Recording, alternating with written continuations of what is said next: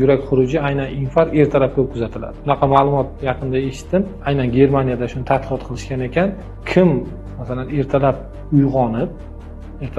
uyg'onib, keyin masalan uxlasa yoki uxlamasa ham ma'lum vaqtdan keyin o'sha uyg'onganlarda yurak xuruji kam bo'lar ekan. Buni tekshirsa, masalan ertalab bomdodga turadi-ku, bomdodga turgandan keyin o'zi uyg'onadi. Uyg'ongandan keyin yurak xuruji bo'lish ehtimolligi ularda kamroq.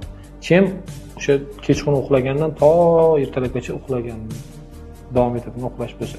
Nimaga desa, chunki uxlagan vaqtda ishlab chiqariladigan moddalar bor, turli xil gormonlar, ularni boyagi pik vaqti, ya'ni eng ko'p miqdor bo'ladigan vaqti ertalabga yaqin.